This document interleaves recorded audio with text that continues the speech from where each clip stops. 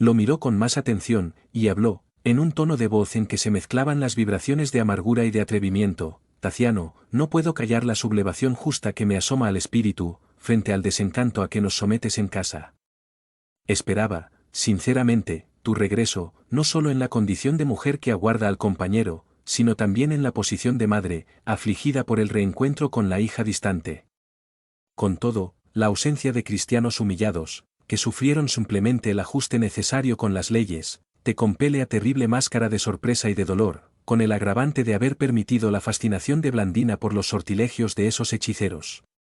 Tenemos a nuestra hija enferma y perjudicada por negligencia de tu parte. De nada me valió tan grande sacrificio por la primogénita, cuando relegaste nuestra hija más joven a supersticiones y desvaríos, porque no creo que esté Blandina exenta de la locura galilea. Aun si estuviésemos frente a personas respetables, Helena. Atajó el compañero, visiblemente contrariado: guarda cautela con tus referencias. Basilio y la hija eran nuestros amigos preferidos. Adoptaban el cristianismo por norma de fe, jamás se referían a eso en nuestras conversaciones. Nuestra comunión fue siempre la más digna. No me lo parece, consideró la esposa, irónica, tu reacción dice bien tus sentimientos. Al regresar, fui bien informada de que la hija del liberto de Carpo guardaba la intención de sustituirme. Dominado por semejante mujer, cualquier hombre descuidado, naturalmente, nada ve, es una calumnia. Clamó Taciano, empezando a exasperarse. Livia era casada y no sería capaz de deshacer el compromiso asumido. El patricio quiso echarle a la cara cuanto sabía, por experiencia propia, del procedimiento de ella misma, en la estrecha unión con Teodulo. Con todo, juzgó prudente callarse. Finalizada una corta pausa, continuó: también ahora, en Roma, un ligero entendimiento. Con Claudio Licio, a cuya amistad recomendé al marido, supo de su viudez. ¿No te dolerá el corazón femenino la desventura de una pobre e indefensa mujer? Ah. ¿Entonces era casada? Sí, llegué a abrazar al esposo, Marcelo Velusiano, que deseaba intentar la vida en Roma, donde apareció muerto en las aguas del Tibre. Esperaba volver a ver a nuestra amiga para transmitirle la noticia, entretanto. Helena palideció de súbito, comprendiendo que el seductor de Lucila había mentido hasta el fin. Comenzó a reflexionar en la trama oscura de los destinos de su grupo familiar, pero interesada en la recuperación de la propia tranquilidad, trató de olvidar todo, adoptó la expresión de bella máscara fisonómica, fingiendo la dignidad herida, exclamó: querido, conversemos, sin irritarnos. De cierto, no me cabía ver nuestra casa invadida por extraña influencia, sin reaccionar de algún modo. Todavía, todo hice para no desmerecer tu confianza, tratándose de amigos de tu círculo personal.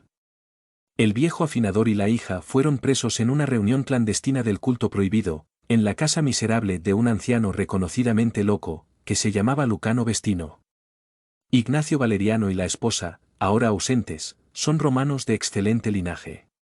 Viajaron para acá, en mi compañía. Tenemos, por eso, fuertes lazos afectivos. Comprendiendo la peligrosa situación de los detenidos y sin olvidarme de que la joven ejerciera el ministerio de preceptora de nuestra hija, de conformidad con las recomendaciones de Teodulo, imploré el indulto de las autoridades para ambos.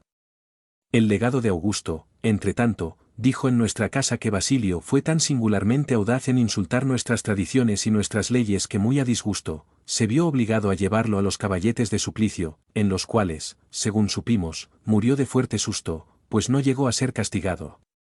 Continué trabajando por la liberación de la joven, pero vi frustrados todos mis intentos, porque el representante de César, de acuerdo con la voz pública, se apasionó por ella, separándola de las demás mujeres encarceladas. Livia, por las informaciones que obtuve, pasó a vivir en un gabinete aislado, donde Valeriano la veía diariamente. Celosa, Clímene, la esposa de Ignacio, lo que nos consta, mandó aplicarles un veneno en los ojos, por intermedio de una criada, de nombre Sinesia. Todavía, la prisionera, no se sabe cómo y auxiliada no se sabe por quién, consiguió evadirse poco después, valiéndose de las sombras de la noche. No pude saber si la pobrecita se ausentó ilesa o si los ojos de ella fueron víctima de la perversidad de Clímene. Busqué a la única persona capaz de aclararnos con seguridad, la servidora Sinesia. Con todo, Ignacio Valeriano, cuando tuvo conocimiento de la fuga, fue acometido de una extraña demencia. Gritaba por la mujer amada, con voz estentórea, y, después de bárbaramente golpear a la criada, intentando arrancarle alguna confesión, determinó fuese ella maniatada para interrogarla en el día siguiente, pero al amanecer, el cadáver de la infeliz fue encontrado en la prisión, rígido y frío. Sinesia fue asesinada por alguien que supo ocultarse en las telas de impenetrable misterio. ¡Qué doloroso es todo eso!, deploró Taciano, con la mirada nublada. Helena percibió la diferencia que se realizó en él y prosiguió, con mayor inflexión de cariño, sabiendo por anticipado cómo te afligirían los deplorables sucesos, determiné providencias para que la casita de Basilio fuese guardada a caballero de cualquier irreverencia de las autoridades.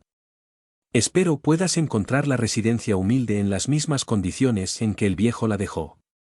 Todo sin cambio. Y, ante el compañero postrado por el dolor, completo la mentirosa versión de los hechos, adjuntando, todavía, no me preocupé con ese aspecto de la situación. Convencida de que llegarías de un momento para otro, encargué a Teodulo visitar el puerto de Massilia, con la esperanza de recoger algún informe sobre un posible embarque de la joven hacia algún lugar. Taciano, angustiado, pronunció breves palabras de reconocimiento. La supuesta beneficencia de la esposa, de alguna suerte, la redimía ante sus ojos. Al atardecer, se encaminó hacia el sencillo domicilio. A solas, en la habitación estrecha, dio curso a la emoción que le fluía del alma. Contempló el arpa, ahora muda, se sentó en la poltrona que le era familiar y, sin que nadie lo viera, cedió al llanto convulsivo. Se acordaba de Basilio, encanecido y confiado, veía a Livia en el pensamiento, recapitulando la noche de las despedidas, y no sabía si lloraba de amor o de compasión. Tambaleante, se dirigió al pequeño gabinete donde el viejo se entregaba a estudios habituales, después de examinar algunos trechos de lectura, encontró anotaciones evangélicas del afinador, que denunciaban las predilecciones religiosas. Algunas notas autobiográficas se enfilaban esclarecedoras. Basilio no era cristiano desde hacía mucho. En Chipre, se dedicaba al culto a Serapis Curador. Solamente en Massilia, meses antes de la transferencia para Lyon, es que conociera el Evangelio aficionándose a Jesús.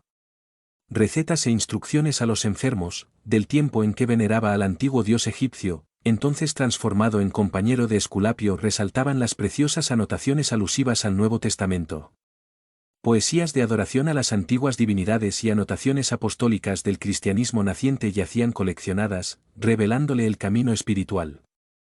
Por último, se detuvo Taciano, admirando un curioso trabajo de Basilio, titulado De Serapis a Cristo, que le marcaba la definitiva transición. El yerno de Veturio examinó el documento con un respeto que jamás consagrara a cualquier asunto unido a la personalidad del Mesías Galileo. Enseguida, se sumió en pesadas meditaciones. ¿Por qué se veía, así, perseguido por Cristo en todas partes? Recordó el primer contacto con el Padre, arrebatado por el martirio, en supremo testimonio de fe. Recordó la lejana fiesta de la Villa Veturio donde el pequeño Silvano perdió la vida. Rememoró el sacrificio de Rufo, el esclavo decidido y fiel al propio ideal, y en lágrimas reflexionó en los últimos días de su madre, aislada en el ambiente doméstico. Las reminiscencias del ahorcamiento de Subrio pasaron nítidas por su imaginación. Entretanto, continuaba odiando los principios nazarenos. No podía concebir una tierra donde los señores se nivelasen con los esclavos, rechazaba la teoría del perdón irrevocable, jamás concordaría con la solidaridad entre patricios y plebeyos. Los dioses antiguos, las epopeyas romanas, las conquistas de los emperadores y las palabras de los filósofos que habían construido el derecho, en la República y en el Imperio, le dominaban el corazón con demasiado vigor para que pudiese desprenderse, fácilmente, del mundo moral en que basaba la propia razón de ser, desde la lejana infancia. Fue consagrado a Cibeles y traía en el pecho el sello ardiente de la fe que orientaba a sus antepasados, y en esa confianza, pretendía morir. ¿De qué manera comparar a Apolo, el benefactor triunfante de la naturaleza, con Jesús, un triste hombre judío, crucificado entre malhechores? ¿Por qué separarse del culto de la alearía y de la abundancia para someterse a los siniestros banquetes de sangre en los circos? ¿Por qué razón Basilio y Livia se habían adherido al movimiento que se le figuraba una detestable ideología de espíritus infernales? con todo, los amaba, aunque fueran cristianos. En el antiguo liberto encontrara la vida emocional del alma paterna y en la joven pudiera sorprender un corazón afín, capaz de hacerle feliz, en la condición de compañera y hermana. Acariciado por el viento frío del crepúsculo, se demoró el patricio, en una de las ventanas, meditando. Era casi bien entrada la noche, cuando se disponía al regreso, que Blandina le salió al encuentro. La inquieta niña lo buscaba, afligida, por todos los rincones de la hacienda, y al abrazarlo fue acometida por un largo proceso de llanto. El genitor, taciturno, volvió al hogar, reconduciéndola en llanto. Al día siguiente entró en entendimiento con el propietario de la barraca, que el afinador alquilara por tiempo indefinido. Taciano se proponía conservarla para el culto de los propios recuerdos. ¿Volvería a encontrar a Livia? Pensó entrevistarse con el legado de Augusto, pero Ignacio Valeriano, después de una ligera permanencia en Aquitania, volvió a la sede del imperio. Después de adquirir el nido sencillo donde Basilio se estacionara por tiempo tan corto, diariamente pasaba allí el tiempo que le sobraba de las acostumbradas tareas, casi siempre seguido de Blandina, que no olvidaba a los ausentes. Las manos infantiles, minúsculas y frágiles, tocaban el instrumento, buscando imitar a la amiga que partió, demandando rumbo incierto, aplaudida por el padre, que se distraía, reparando en ella la diligencia. Por más que le prohibiese la madrecita tales paseos, más se empeñaba en burlar la vigilancia de los siervos, con el fin de reunirse con el genitor en sus aisladas reflexiones. La amistad por el filósofo y por la preceptora desterrada era cada vez más intensa y más viva en su imaginación de niña. Muchas veces preguntaba al padre si Livia había sido robada en algún asalto de Plutón, y en otras ocasiones, afirmaba, cerrando los ojos, que el abuelo Basilio se hallaba sonriente a su lado, abrazándola. Cierta noche en que Taciano se demoró en la choza, más de lo habitual, Blandina, en la puerta, contemplaba el firmamento estrellado, cuando, inesperadamente, lanzó una exclamación de alegría, gritando espantada, «¡Abuelo! ¡Abuelo Basilio, papá! ¡Vea! ¿Está llegando?» Hizo el gesto de quien abrazaba a algún ser querido y acrecentó, entusiasmada, «Padrecito, el abuelo está a su lado». «A su lado». Taciano nada veía, pero la expresión felicísima de la hija le calaba hondo en el corazón. Recordó antiguas historias en las que los muertos tornaban a la convivencia con los vivos, y emocionándose con las palabras de la hijita, admitió que la sombra del amigo apareciese allí, realmente. Tuvo la impresión de que el amado compañero allí se mantenía invisible, como si recibiese el hálito caliente sobre el rostro. Con los ojos brillantes, animados por la llama de inexpresables sentimientos, recomendó a la menuda interlocutora, Blandina, si ves realmente al abuelo, ¿por qué no sabemos por él cuándo encontraremos a Livia? La pequeña obedeció, y con la naturalidad de quien se dirigía al anciano resucitado, inquirió, «Abuelo, ¿no está oyendo la pregunta de papá?» Segundos de pesada expectación se hicieron en el silencioso recinto. ¿Qué respondió él, hija mía?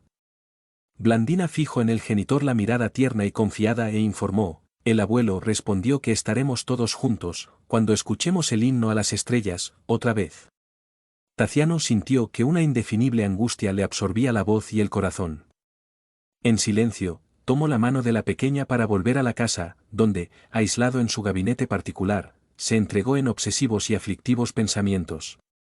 La existencia en Lyon prosiguió expectante, rutinaria y monótona. En la primavera del año 256, entretanto, la Villa Veturio se engalanó para el casamiento de Galbe y Lucila, con la imponencia característica de las familias abastecidas de la época. El novio, no obstante prematuramente envejecido, y la joven compañera, bella y fútil, parecían irradiar optimismo y ventura. Opilio, aunque torpe y fatigado, premiando a la visita del yerno, acompañó al hijo para la ceremonia de los esponsales. El retorno de él, después de tantos años, trajo gran interés en la capital de la Galia lugdunense. El suntuoso palacio rural se convirtió, de nuevo, en centro importante de intrigas políticas, a través de veladas fulgurantes y alegres. Cada vez más próspero en los negocios materiales, el viejo instituiría gran dádivas para la pobreza, en homenaje al matrimonio de la primera nieta. Fiestas expresivas fueron organizadas, por varios días, destacándose la gran ceremonia, en los jardines de la hacienda, llevada a efecto con imponente esplendor. El encanecido suegro se desdoblaba en gentilezas por hacerse amable con el hijastro, pero al contrario de lo que sucedía con Helena, imperturbable y feliz con la realización del sueño que le atormentaba la ambición materna, Taciano no sabía cómo esconder la preocupación y la tristeza que le amargaban el espíritu. Blandina adelgazaba sin motivo justificado. Poseída de una incomprensible melancolía, la pequeña, muchas veces, pasaba horas y horas, en la cámara de reposo, para pensar y pensar. No valían consejos, ni pareceres médicos. Pálida, acalorada, daba la idea de vivir, mentalmente, a enorme distancia de sí misma. Compareció a las solemnidades de los esponsales, agarrada al brazo paterno, a pesar de la desaprobación de Helena que, ante el retoño osudo y descolorido, no tenía coraje para forzar determinaciones. Percibiendo la debilidad orgánica y tal vez para ser agradable a los hijos, el abuelo Veturio, en cuanto los invitados se ausentaron en dirección a la capital del imperio, propuso el cambio temporal de la familia para Bahías 20, en el Golfo maravilloso de Nípeles, donde poseía una confortable residencia de recreo. El sur de Italia realizaba milagros y la armonía del clima restauraría las fuerzas de la enfermita. Las excursiones por las playas próximas y las visitas periódicas que podrían efectuar a la isla de Capri seguro le renovarían los colores. Dejarían la villa bajo la responsabilidad de Teodulo, una vez que él también seguiría al yerno y a la hija. Se sentía cansado del torbellino ciudadano. Tenía sed de la naturaleza. Entusiasmado, pidió que el viaje no sufriese demoras. Estaba convencido de que la salud de la nietecita reclamaba providencias inmediatas. En razón de eso, nada surgió que aplazase la realización. Una elegante galera en breve tiempo conducía a la familia hacia la estación indicada, uno de los más concurridos centros termales de la época en Italia. El viaje transcurría con calma. Taciano y la hijita se regocijaban, por todas partes, con los paisajes sublimes de la naturaleza, pero Helena, invariablemente pródiga en complicaciones e inutilidades, se rodeaba de todo un séquito de camareras, costureras, cantantes y bailarines que le ahuyentasen los ocios. Aseveraba que la belleza de la costa napolitana no era otra cosa que molesta quietud, y entregándose al sacrificio para satisfacer los caprichos del padre y las necesidades de la hija, proyectaba festividades y aventuras, con las que transcurriese el tiempo.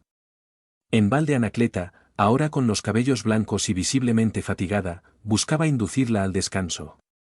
La matrona cuyos encantos juveniles fueron siempre conservados con elixires y ungüentos, reía, burlona.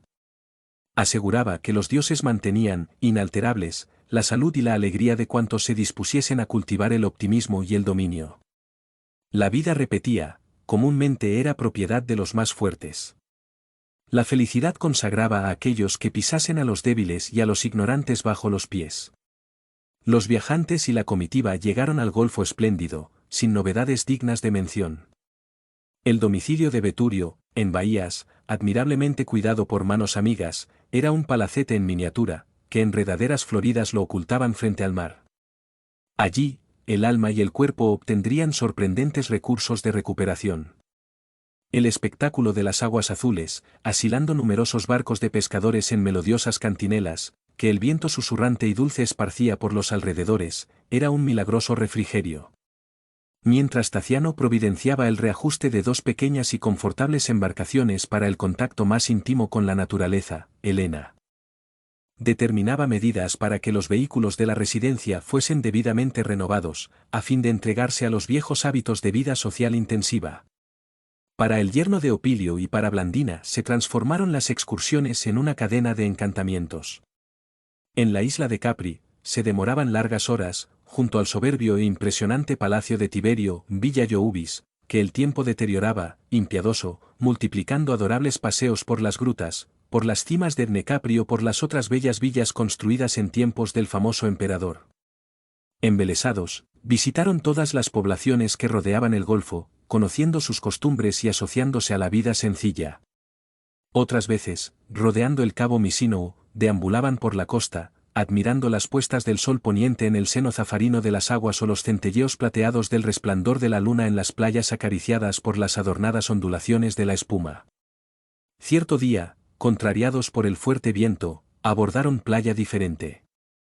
El caserío de Nípeles se levantaba ante ellos. Aunque el firmamento se mostraba calmo y sin nubes, Taciano creyó prudente desembarcar. El crepúsculo no tardaría. Él y Blandina podrían ejercitar resistencia en un paseo más largo. El siervo que los acompañaba se encargó de llevar la embarcación al lugar que les era familiar. Luego que el viento amainase, padre e hija, contentos, pasaron a visitar mercados y plazas, monumentos y jardines. La satisfacción a cada instante les retrasaba el paseo. Alquilarían, por eso, un vehículo para la vuelta.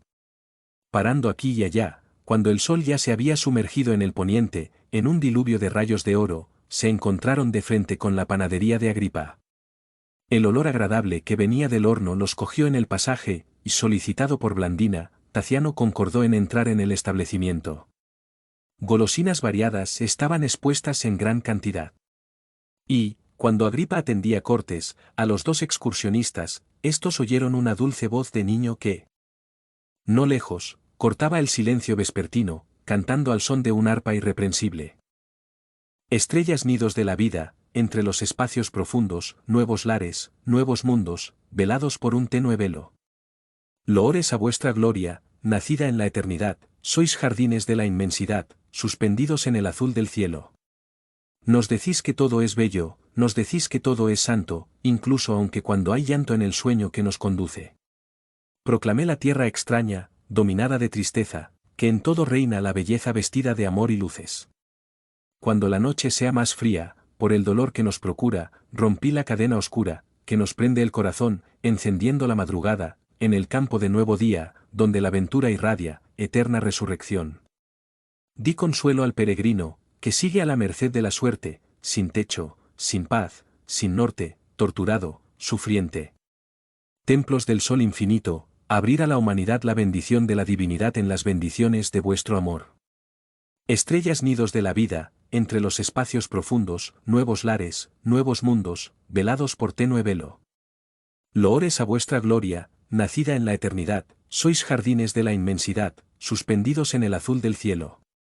Taciano y la niña intercambiaron una muda mirada de intraducible asombro. El himno sufrió modificaciones, pero era el mismo. Estáticos, recordaron el crepúsculo inolvidable sobre el Ródano, cuando entraron a la casa de Basilio por primera vez. ¿De quién es esa voz? Cuando el cántico terminó, el patricio, muy pálido, se dirigió a Lucio Agripa, interrogando, amigo, por obsequio, ¿podréis informarme algo sobre la música que oímos en vuestra propiedad? El interpelado sonrió, bondadoso, y esclareció, ilustre señor, la voz es de un niño que canta para una pobre madre que agoniza. ¿Quién es esa mujer? Indagó Taciano, con ansiedad. Es una sirvienta ciega que permanece en nuestra casa, hace 3 años, y que hace meses, enfermó absorbida por la peste de larga duración. Ahora, está en el fin. De semblante marmóreo, el patricio tomó la pequeña mano de la hija y pidió acceso al lugar en donde la enferma se encontraba. Ante aquella mirada suplicante y sincera, Agripa no vaciló. Tomando la delantera, guió a los visitantes, entre cortas hileras de arboleda, hasta el pequeño y alejado cuarto en el fondo. La ventana abierta dejaba escapar las notas armoniosas del instrumento bien afinado. Taciano atravesó la puerta con el corazón precipitado.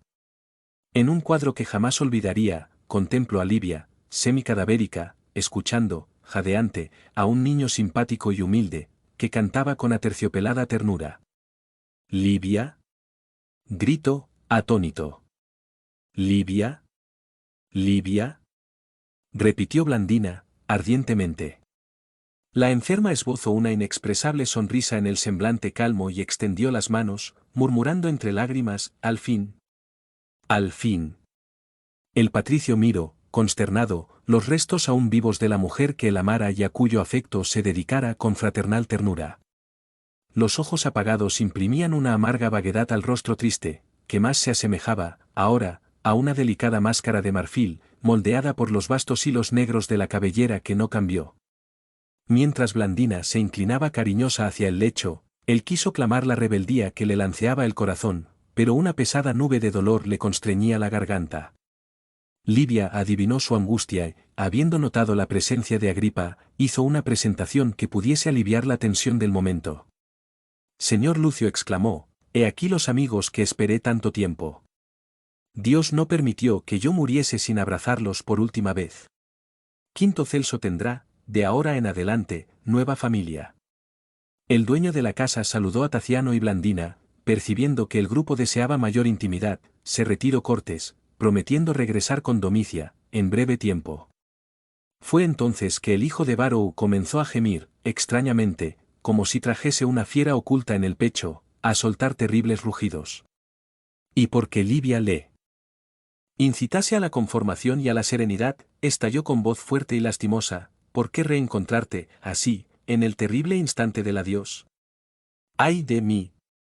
Soy un reprobó bajo la férrea mano de los genios infernales.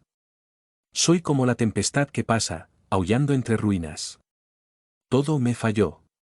¿Por qué me prendí, de este modo, a los dioses siniestros? De la felicidad solo encontré humeantes restos.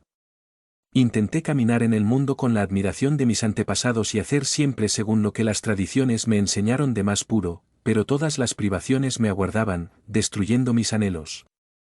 Soy el fantasma de mí mismo. No me conozco. La muerte me rondo todos los pasos. Soy un vencido que la vida obliga a marchar entre los propios ídolos quebrados. El yerno de Beturio se interrumpió sofocado en copiosas lágrimas que le corrían por el rostro.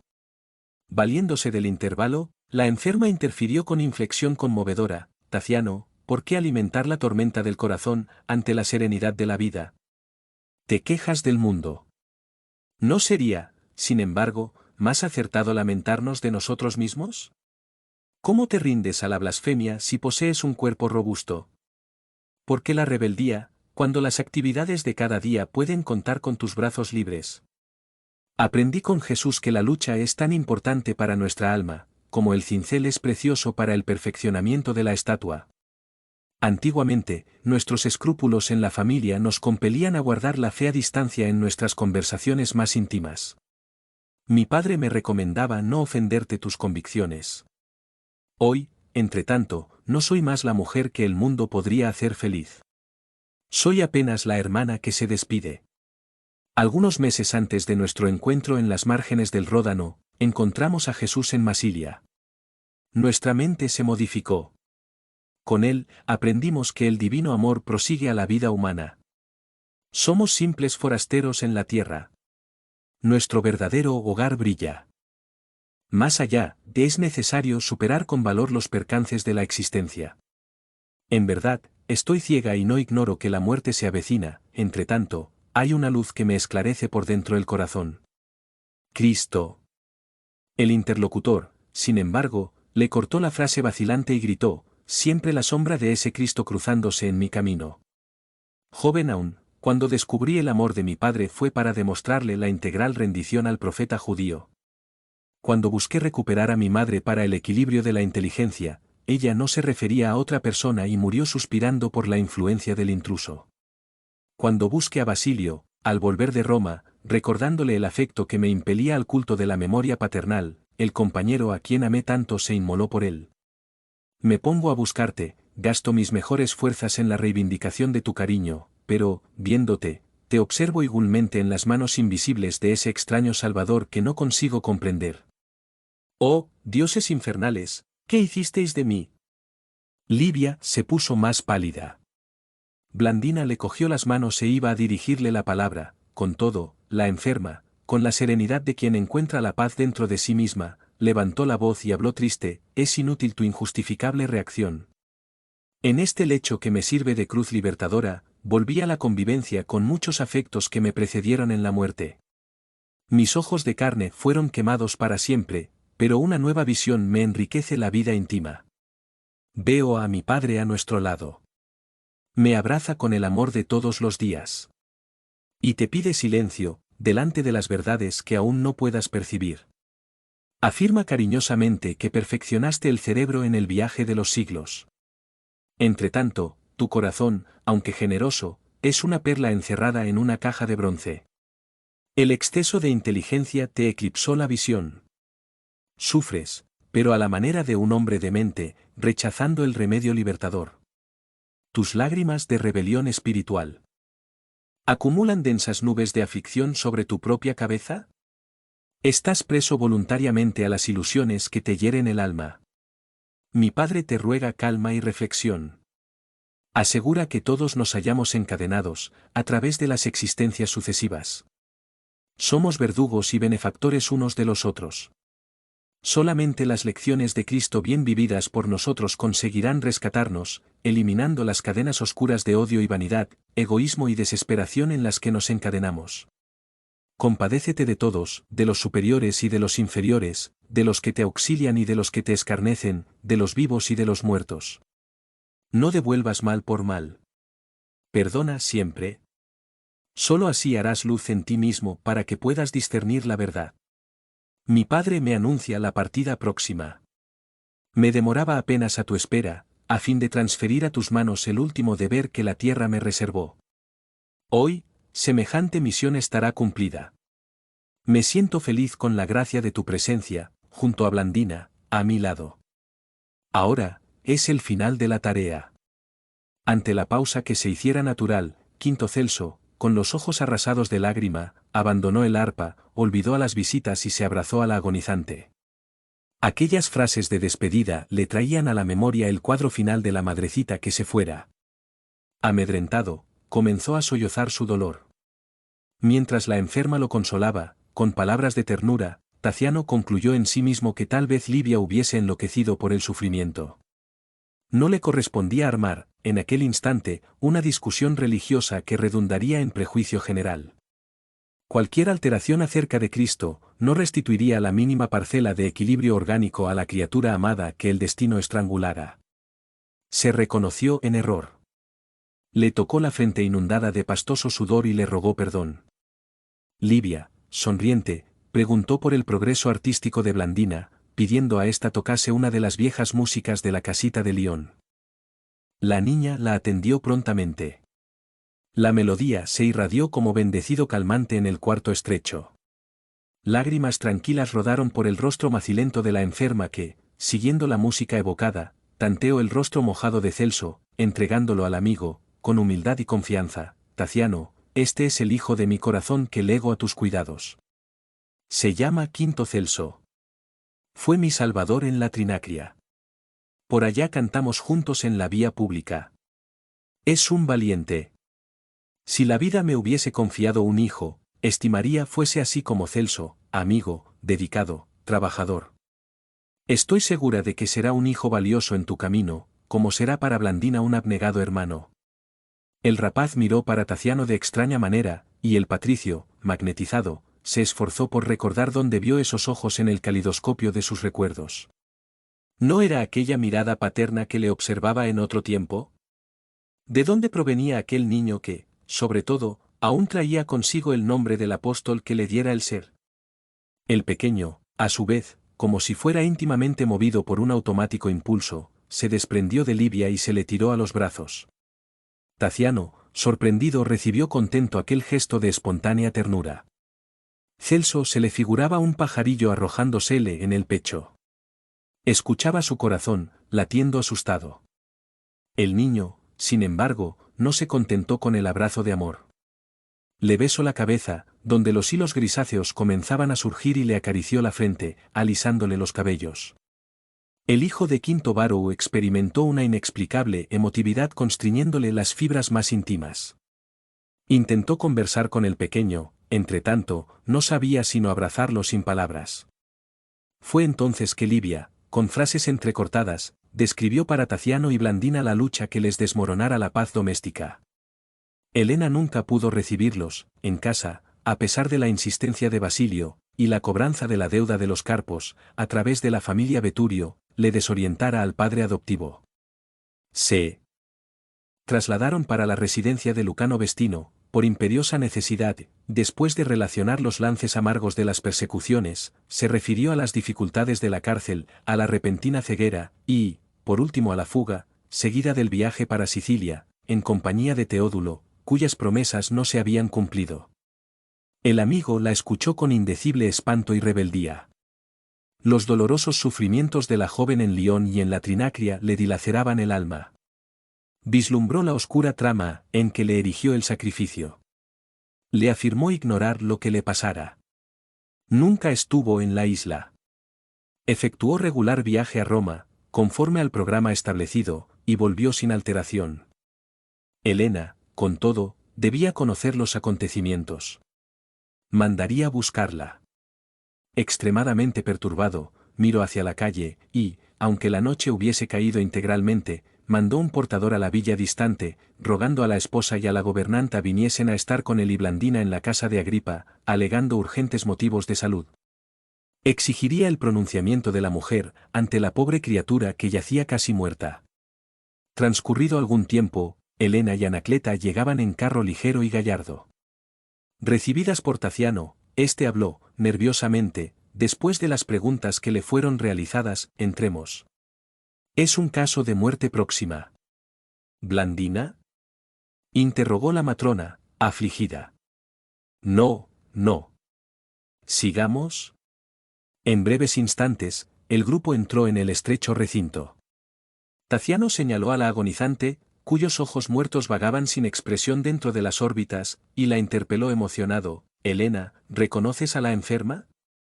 La señora se estremeció, porque esbozase un gesto silencioso de negativa. El marido acentuó: esta es Livia, la infortunada hija de Basilio. En ese instante, Lucio Agripa y la mujer, que se mantenían atentos y silenciosos en el cuarto, entraron en el interior doméstico, recogiendo a los niños para el necesario reposo. Solamente aquellas 4 almas, presas al tremendo destino que les era común, permanecieron frente a frente, como si estuviesen convocadas por fuerzas invisibles a supremas decisiones. Helena y Anacleta parecían galvanizadas en la contemplación de aquel semblante animado por intensa vida interior. La arpista ciega, en las proximidades de la muerte, mostraba las líneas fisonómicas de Emiliano Secundino, el amor que el tiempo no apagó en el corazón de la hija de Beturio. Livia, habló Taciano, compasivamente te presento a mi esposa y a nuestra amiga Anacleta. El rostro de la infeliz se iluminó de profunda alegría.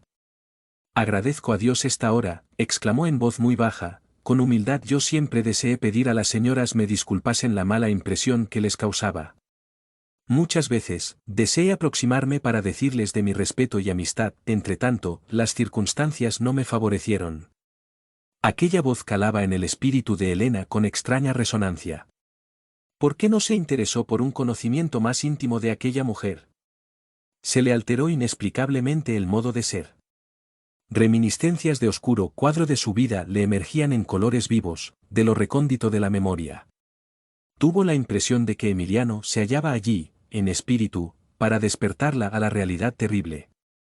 Olvidó la presencia de Taciano, se despreocupó de cualquier conveniencia de orden personal, y con fisonomía angustiada, preguntó: ¿dónde naciste?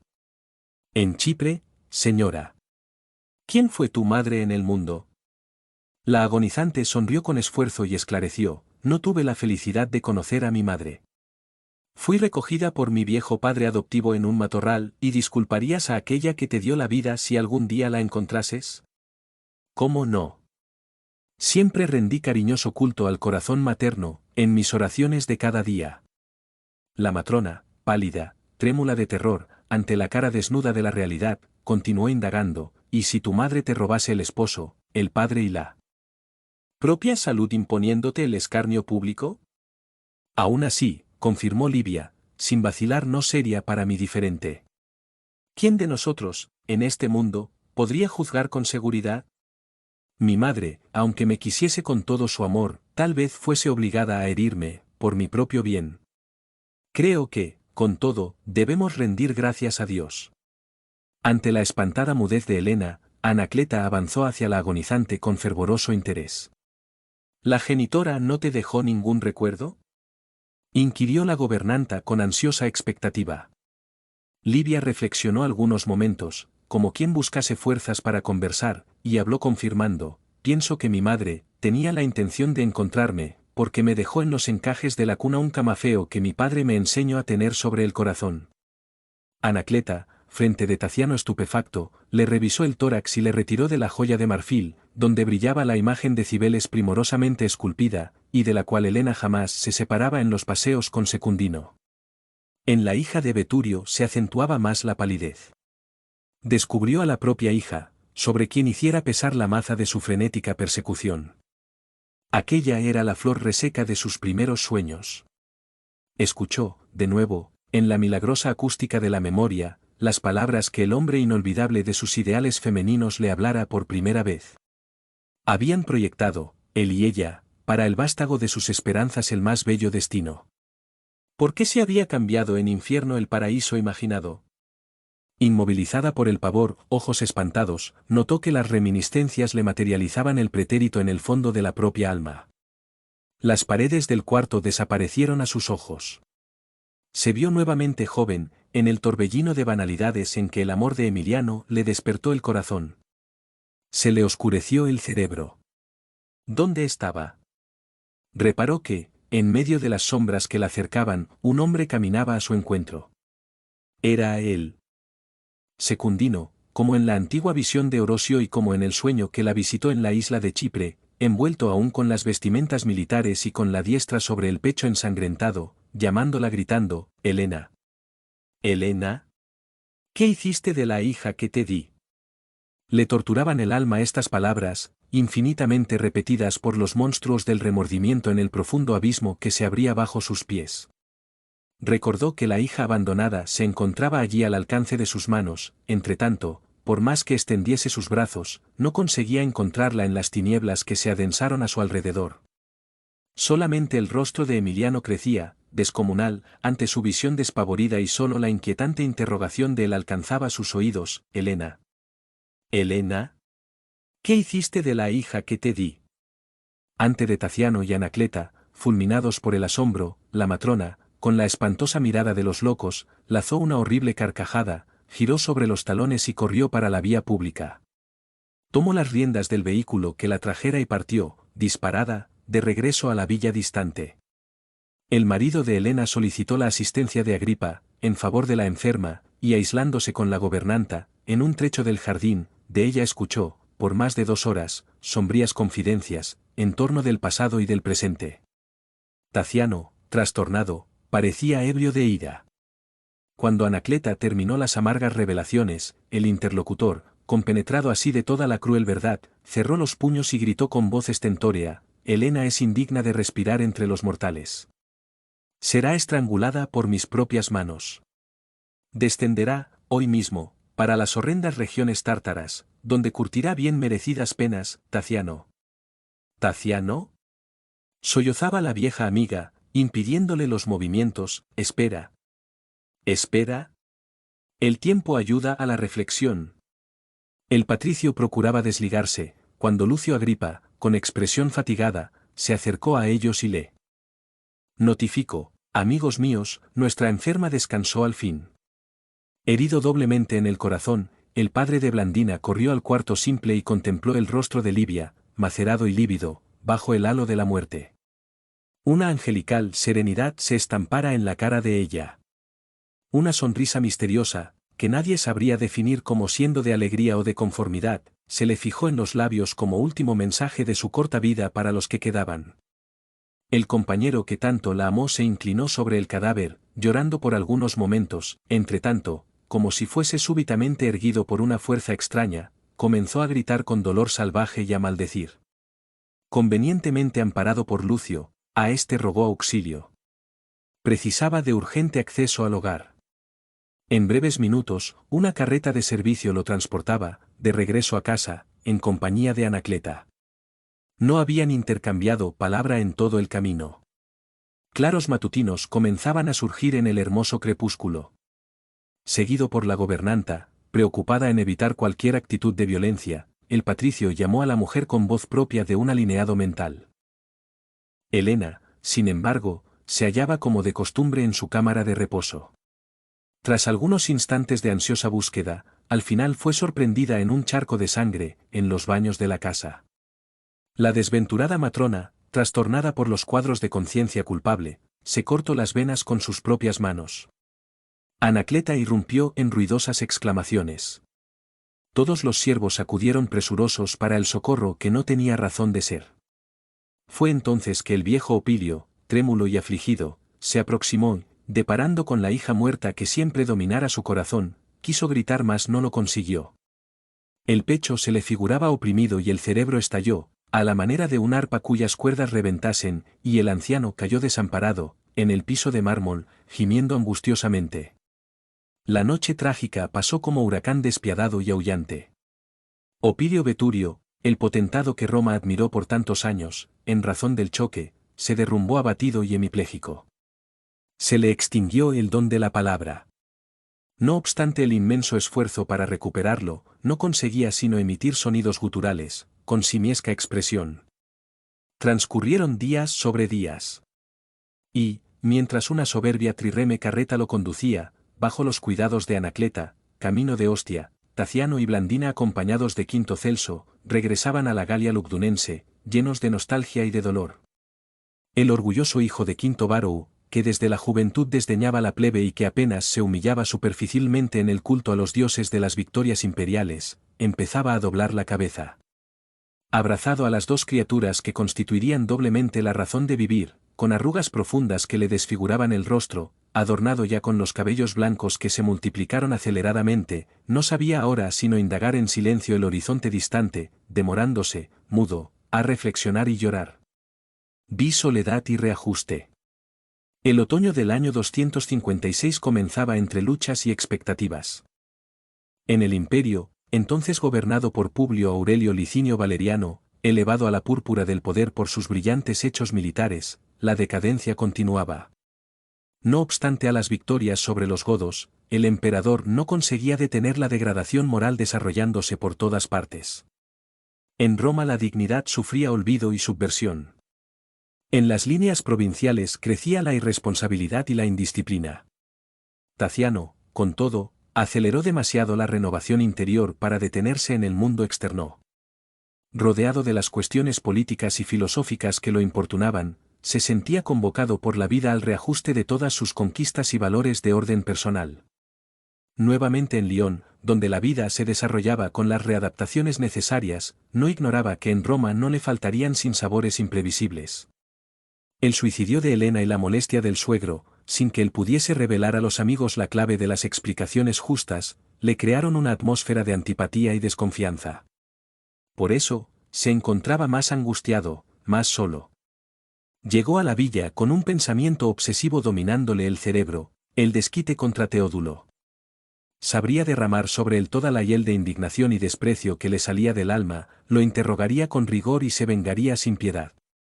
Con todo, de regreso, vino a saber que el representante de Opilio fue llamado por Galbe, con urgencia, habiendo seguido para la metrópolis, 2 días antes. Seguidamente, la salud de Veturio peligraba.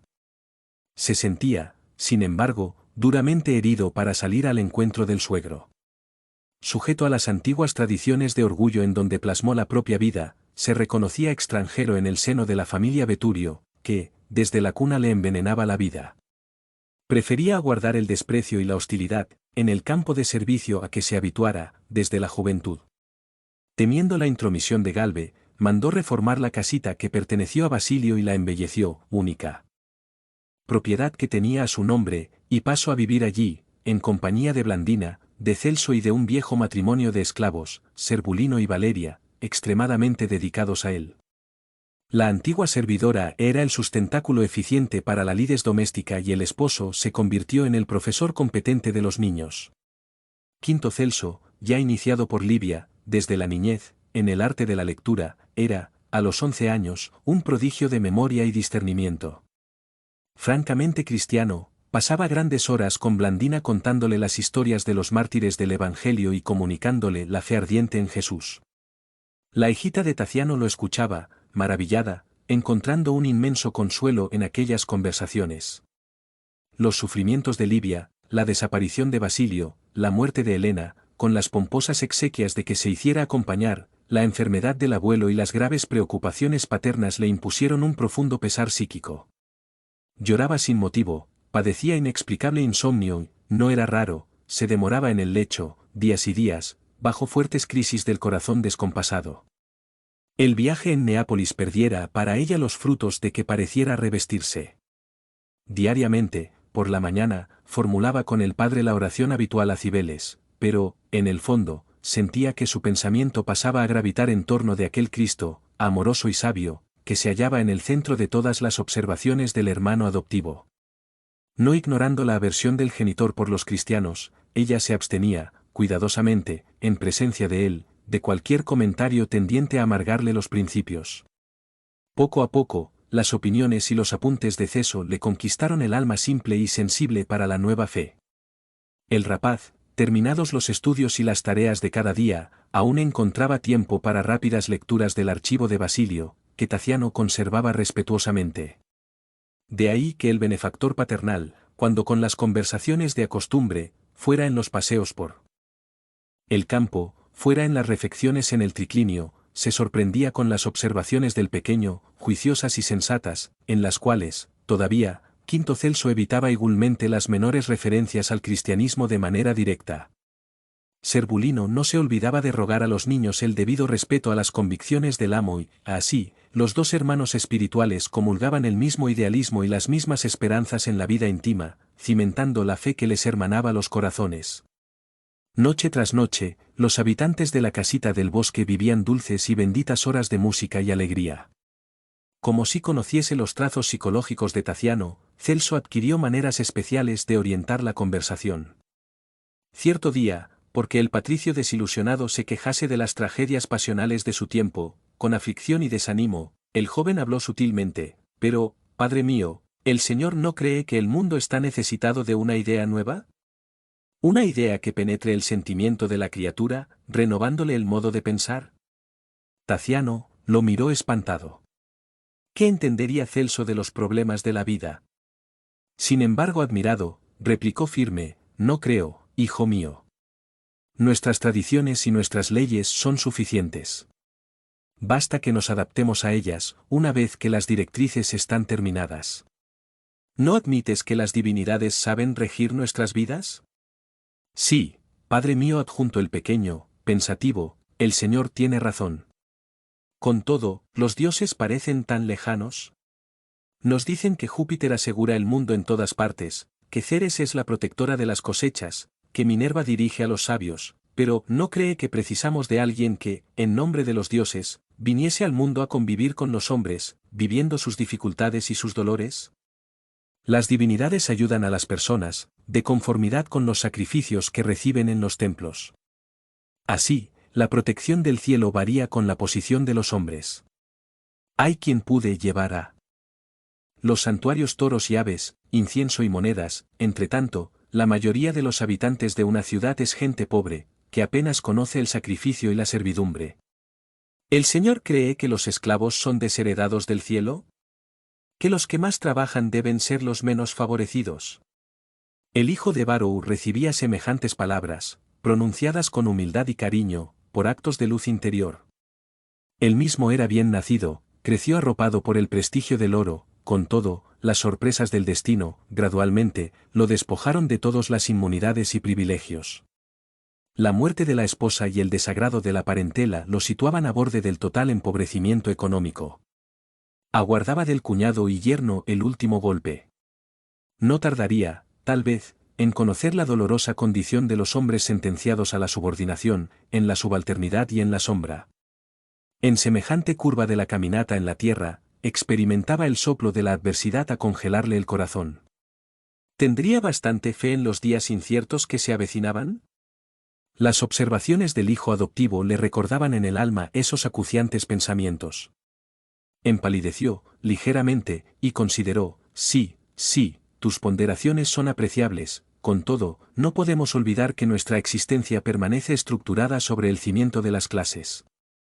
Y, recordado sabias interpretaciones de los antiguos romanos, acrecentó: la sociedad es un cuerpo del cual somos partes integrantes. La cabeza levantada sobre los hombros guarda la misión de razonar y decidir. Las manos y los pies fueron hechos para servirla. En el organismo de nuestra vida política, el patriciado representa los sentidos tales como la visión, la audición y el tacto, que auxilian al cerebro a examinar y discernir, al paso que los plebeyos constituyen los miembros encargados del trabajo y de la sumisión. No podríamos invertir el orden. El nacimiento y la posición, el nombre y la conquista son los pilares de nuestro equilibrio. El joven sonrió, con inteligencia, y obtemperó, fuertemente inspirado, pero, ¿el dolor en los pies no es tan desagradable como el dolor en la cabeza? ¿Una herida en las manos no será tan incómoda como un golpe en el rostro? Estoy seguro, Padre mío, de que cada persona respira en el lugar que la naturaleza le concedió, pero todos los hombres merecen respeto, felicidad y consideración entre sí. Aceptando esa verdad, creo que si la fe pudiese operar en nosotros, por dentro, haciéndonos más amigos y más hermanos uno de los otros, a fin de que nosotros mismos comenzásemos el servicio de la bondad, sin ningún constreñimiento, la armonía del mundo sería más perfecta porque la fortuna de los felices no sería perturbada por la infortuna de los pobres, la risa de algunos no sería perjudicada por los gemidos de tantos. El viudo de Helena meditó por unos momentos y concluyó: tus referencias son interesantes y valiosas. Innegablemente, para que alcancemos la realización a la que te refieres, precisaríamos de un gran reformador en el imperio. Un hombre a la altura de todas nuestras dignidades públicas. Probablemente, un filósofo, tomando las riendas del gobierno, bajo la inspiración de la bondad y del derecho, sabría comprender nuestras necesidades comunes.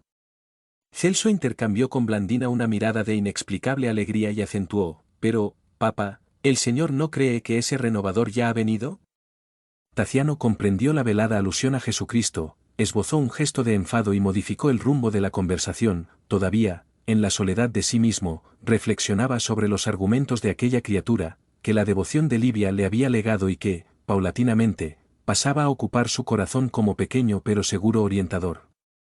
Varias semanas habían transcurrido, cuando un correo de confianza de la casa de Galbe trajo inquietantes noticias de Roma.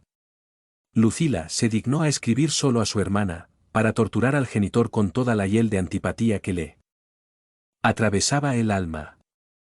Exigía que Blandina fuese a vivir a la capital del imperio, en su casa, asegurando haber perdido la confianza en el padre que no quiso evitar el deplorable suicidio de Helena. Se hallaba convencida de que ella procurara el propio fin, constreñida por el procedimiento de Taciano que, por años consecutivos, parecía rechazar su cariño. Notificaba que el abuelo, se encontraba en cama entre la enfermedad y el túmulo, resolvió vender todas sus propiedades en las Galias, para que la familia deshiciese de recuerdos amargos, comunicando también que, en breves días, el patricio Alcio Comunio entraría en posesión de la villa, que Teodulo no volvería más y que, por eso, le aconsejaba la mudanza para Roma, sin más tardar. Aguardaría, sin embargo, una respuesta clara, a fin de encargar a Anacleta y a otras servidoras formar el séquito necesario en el viaje.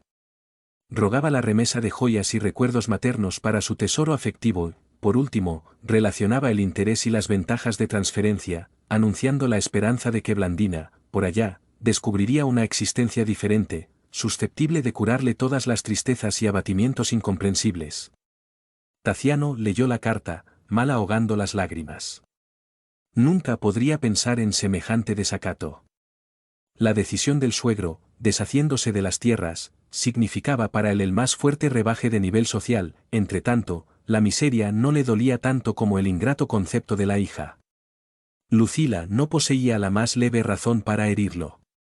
Se acordó, con todo, de Quinto Varro, el genitor desvelado que todo le diera sin nada recibir y, más de una vez, pensó cuán amargo le fue el camino en el mundo. Enjugó el llanto, recompuso la fisonomía y presentó el mensaje a la hija. Blandina no ocultó la rebeldía que las noticias le imponían y respondió, de inmediato, a la hermana que no pretendía abandonar la compañía paterna, mientras viviese. El emisario de Galbe volvió a la metrópolis, conduciendo la carta misiva con todos los objetos del uso particular de Helena. Desde entonces, un indecible silencio pasó en las relaciones familiares, entre Lucila y el padre. Pasados algunos días, Alcio pasó a poseer la hacienda, requisando a Serbulino y a la esposa, cuyos servicios le pertenecían por derecho de compra, y Taciano, obligado a contratar la cooperación de una asistenta doméstica, asumió, a su vez, la tarea de educador de los hijos, por cuanto no disponía de recursos materiales capaces de satisfacer todos sus deseos. El invierno llegó con severidad. Los árboles congelados, con las ramas desnudas dirigidas para lo alto, parecían espectros suplicando el calor de la vida. Meditabundo, observaba Taciano la naturaleza castigada, recordando el propio destino. El frío de la adversidad le asediaba el corazón. Si no fuesen Blandina y Celso, frágiles retoños de la vida reclamándole cariño, tal vez se rindiese al sufrimiento moral, hasta que la muerte lo visitase como mensajera de paz y liberación. Todavía, la ternura y la confianza con que le seguían los pasos, le reanimaban las fuerzas. Disputaría con los monstruos invisibles de la suerte la fortaleza de sí mismo, a fin de donar a las dos criaturas una vida mejor que la de él. Renunciaría a todos los placeres, para que ellos viviesen siempre libres y felices. Cuando la primavera llegó al paisaje del Ródano, encaró la necesidad de ausentarse de casa, en la conquista de mayor confort doméstico. Y por primera vez, como le había ocurrido al propio padre, en otro tiempo, percibió cuán dura se hacía la existencia para el hombre que se propusiese conseguir con dignidad el propio pan. La clase media no pasaba de un peligroso y oscuro corredor, entre la planicie miserable de los esclavos y la dorada montaña de los señores. Sacudido por aflictivas emociones, consideró los obstáculos que se anteponían entre él y la vida de su época. Entretanto, no le cabía retroceder. Consultó a diversos amigos, con todo, era difícil. Instalarse en cualquier posición ventajosa, sin la protección de los altos dignatarios de la corte y semejante amparo se hacía ahora inaccesible para él. La salud de la hija reclamaba servicios asistenciales inmediatos y eso requería recursos crecientes. De tentativa en tentativa, en busca de trabajo decente, surgieron ocasiones en que envidió la suerte de los herreros y de los gladiadores humildes que podían besar a los hijos, cada noche, orgullosos y felices, dentro de la simplicidad que les señalaba la bendición de vivir. Desesperado, entre las necesidades domésticas y los obstáculos del medio, resolvió concurrir a las carreras de vigas, en la disputa de premios pecuniarios. Poseía 2 carros ligeros y sólidos, así como excelentes caballos de tiro. En la inauguración, fue alcanzado por las miradas ridículas de muchos de aquellos que, cuando estaba en la prosperidad, frecuentaban su ambiente doméstico.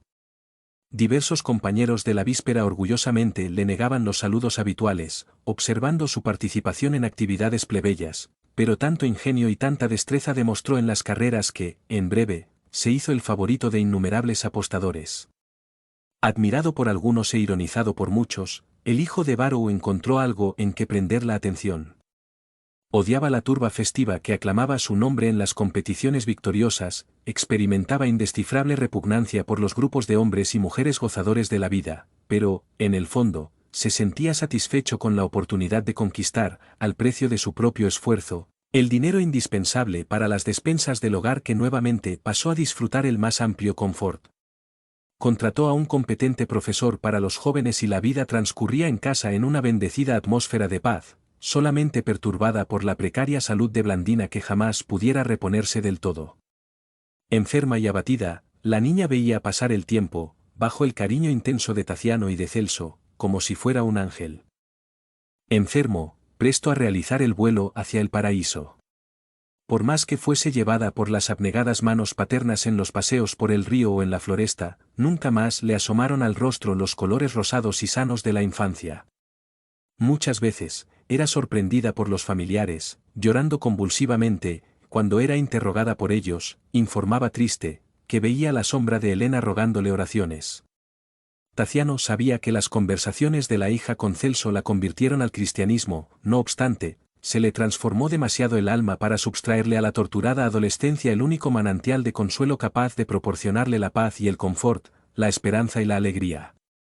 Personalmente, era el mismo devoto de Cibeles, el invariable defensor de los dioses inmortales. Todavía, las amarguras de la tierra le habían enseñado al corazón que la felicidad espiritual no es la misma para todos. Transcurrieron 2 años, rápidos. Celso, robusto y bien dispuesto, era ahora un valioso compañero del padre adoptivo, cooperando en los trabajos de la pequeña caballeriza, pero Blandina empeorara sensiblemente. Si la joven intentaba cualquier número de arpa o de canto, largos accesos de tos la obligaban a interrumpir. El padre, agobiado, no escatimaba sacrificios para restablecerle la salud, pero la naturaleza parecía condenar a la enferma a infinitos padecimientos. de paso por Lyon, un famoso médico galés de Mediolanum 21, fue llamado para opinar y aconsejó a Taciano llevase a la pequeña a la ciudad donde residía para un meticuloso tratamiento de su especialidad. Probablemente el cambio temporal cooperaría para levantarle las fuerzas. El padre, amoroso y dedicado, no vaciló. Sin recursos para las despensas que excediesen el presupuesto común, contrajo un gran préstamo y partió con los hijos, en el verano del año 259. No obstante, sin embargo, los enormes débitos contraídos y a pesar de los sacrificios llevados a efecto, no en el proceso de curación a que fue sometida, la enferma regresó sin mejorar. Las luchas paternas continuaron, tormentosas. Los días se multiplicaban inquietantes, cuando una inesperada visita vino a sorprenderlos. Anacleta, la leal amiga, venía a despedirse. Habiendo pasado medio siglo de existencia, concluyó que no podía tolerar más las agitaciones de la ciudad imperial.